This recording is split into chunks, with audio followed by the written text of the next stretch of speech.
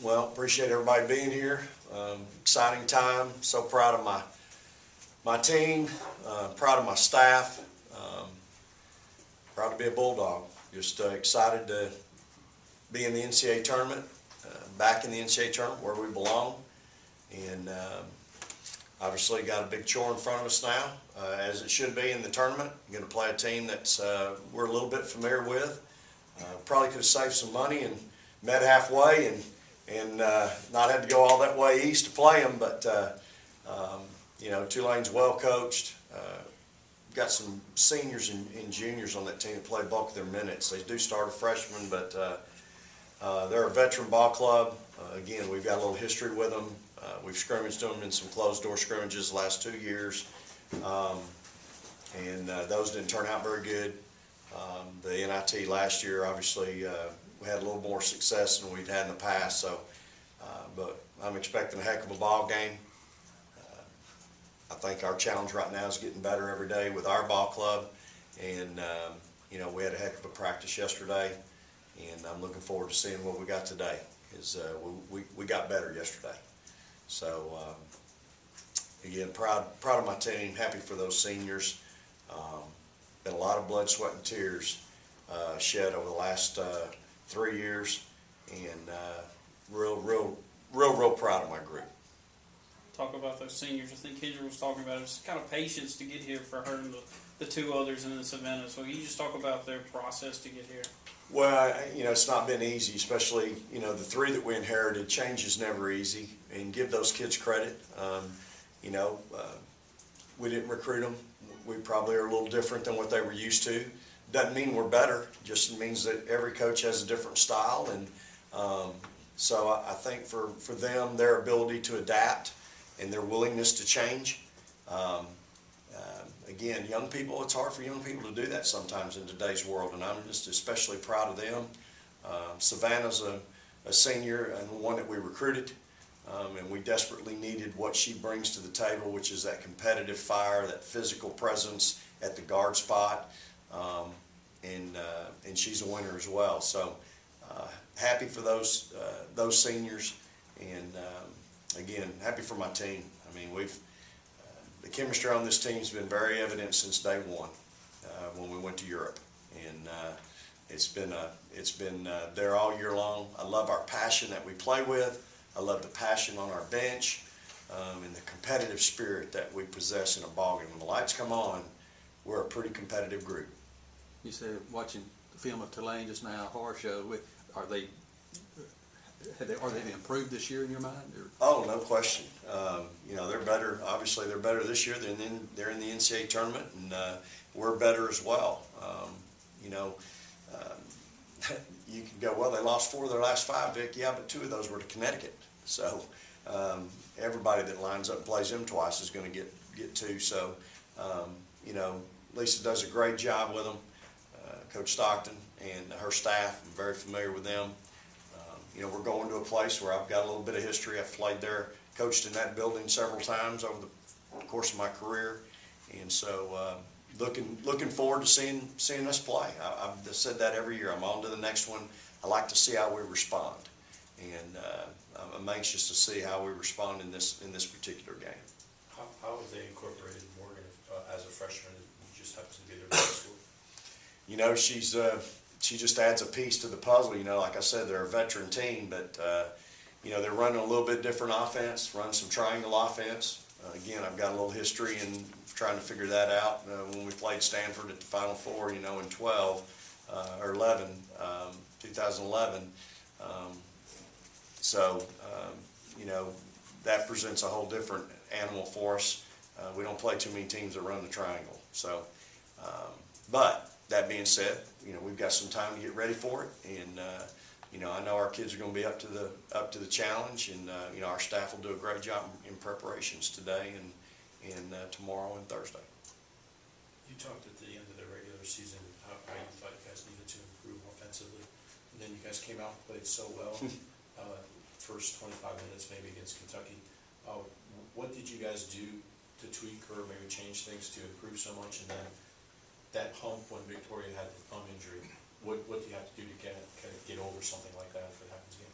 Well, when Victoria went out, we still got some really good looks. We just didn't make shots. And then, Dom misses a layup. She hadn't missed a layup all year. But no, you know what? She hadn't taken one with her left hand on the right side of the rim either. Just an uncharacteristic thing at a real bad time. Martha got double teamed, had some turnovers. She's got to pass that thing out of the. It wasn't a double team; it was a quadruple team. When we were playing well, we were making shots, we were executing our offense. I thought we were getting some really good looks, and then when it got away from us, we missed some shots. So that being said, for 25, 28 minutes, boy, I thought we played really. Now we gave up 38 points in the first half. We just happened to score 41. That's 38's too many for me. But again, Kentucky's awfully talented, and I think the big thing that sticks out in that ball game again is our inability. My best offensive player, Dominique, when she can't handle the other team's best player, it's not good for us. And when we can't guard and we can't score, that's a bad combination in my line of work. And that night we couldn't guard and we couldn't score. But then the other piece of that is when they were taking us off the bounce, our rotation was late. If we did rotate, we didn't rotate and help the helper. And that's been something that anybody that's been following us since I got here, we're usually pretty good at that. And so we've worked on that since then, and we'll continue to work on it. Got to handle the ball. You got to guard the ball. I mean, you got to make people score over you, not by you. And so that's a real critical piece for us. If you're watching us play and, they're just by us all night long, that's a bad, bad thing for us. Again, you stop that mess if you take 2 charges in the first 5 minutes of a ball game. Now they start to think, well, I know I can get by her, but then who's there? And so you get a couple of 2 or 3 charges early, that stops all that mess. And so for us, that's real important. And of course, my best charge taker's Katera. And right now she's coming off the bench. And so Dominique's a good one, but when Dominique's guarding the ball that's going on the penetration, you know what I mean? So that being said, that's kind of what happened in that ball game and some of the things that we're addressing. How was Victoria's thumb? She's fine. We got back. She was at the Gillum on Monday. On Tuesday morning, Doc took the rest of that nail off. It was pretty heavily. It was probably bandaged about as big as that right there on her thumb. And on Wednesday, we had individual workouts.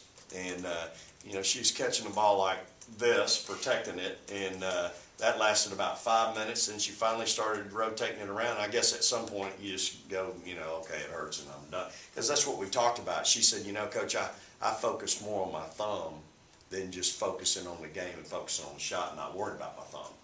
Because she went 0 for 4 after she hurt it. But Doc deadened it, pulled out the rest of the nail, and she doesn't even wear anything now. She's not even wearing a Band-Aid now. So she's fine. And what was funny on that Wednesday, she started out and she went from struggling to even catch a ball to making everything she looked at. So she's good to go. From the end of the regular season to that first 25 minutes, so did you change or tweak anything? Because that arguably that was probably 25 of the best minutes of offensive basketball that you guys have played. No doubt. We just keep kind of reiterating the things that we've done all year. We get away from those things sometimes, and if y'all remember the first part of the year, we were frenetic. I mean, we just pushed it, ran in transition. I mean, we were just up and down, and so we kind of need to get back to that a little bit. I don't want wasted possessions, but we need to get back to doing that. We look at the film from when we played Tulane in the NIT. We were really pushing the pace. We pressed them, but Savannah and Dom were up and down the floor and attacking the rim, and that's what we've got to do. We've got to get back to attacking the rim. Of course, it's easier against some than others. Kentucky's really good defensively. I thought we got away from what was working, and I thought we couldn't break them down with the bounce there when we were struggling.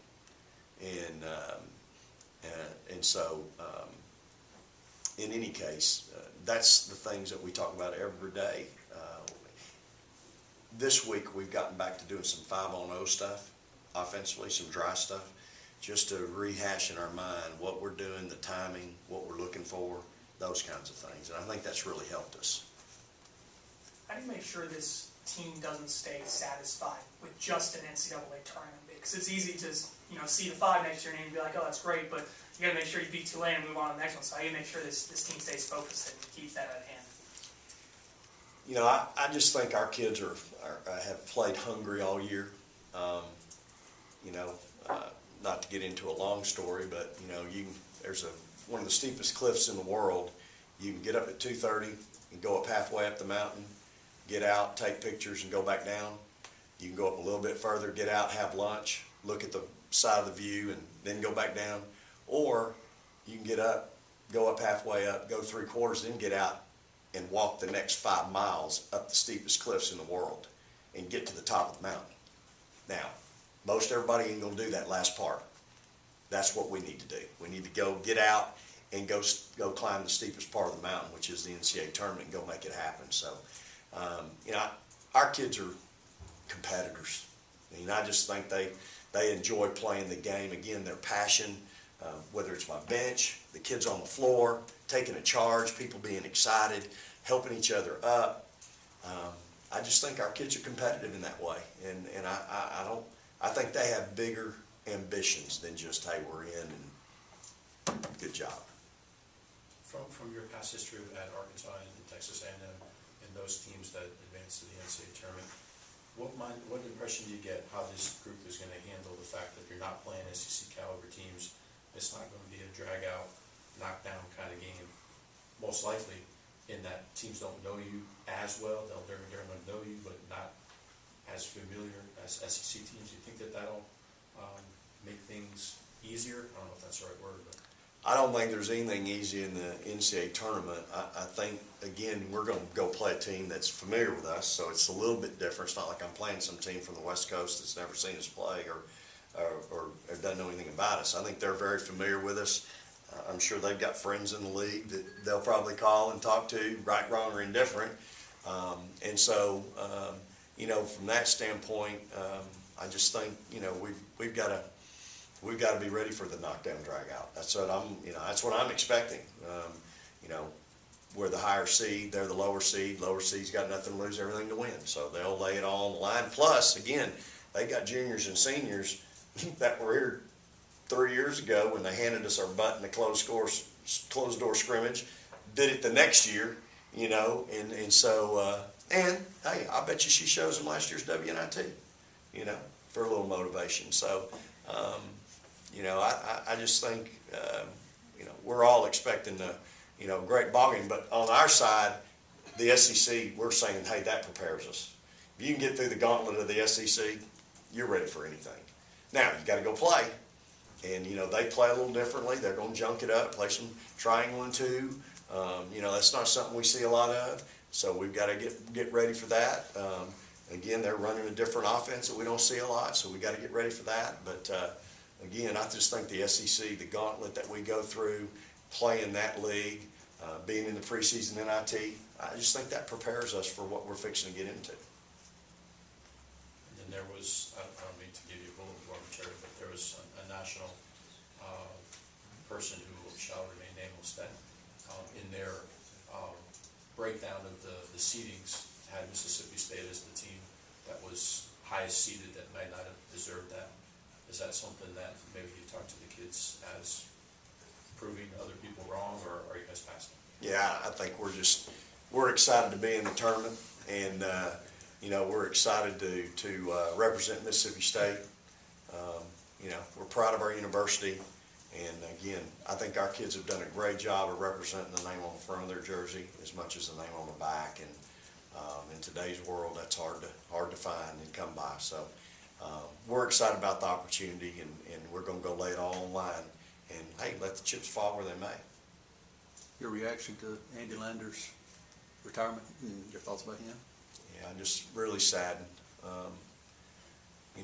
You're talking about an ambassador for the game, somebody that's been in the women's game since really its inception. I mean, he's been around so long, 36 years, I think, at Georgia, and done so much for the game. Tremendous competitor. I always took it as tremendous challenge going against him. Those years at Arkansas, we only beat him once. You know, he just had great teams, but just a tremendous competitor, and you know, I'll miss that part. I think it's a sad day for our game. You know, again, I think it's a guy that's done a lot for women's basketball. You know, and he's, in all due respect, he's an icon of the game. So, but you know what? I know he's got some cows that he's going to enjoy tending to, and as Coach Blair always says, he's probably got one out there named Gary. So,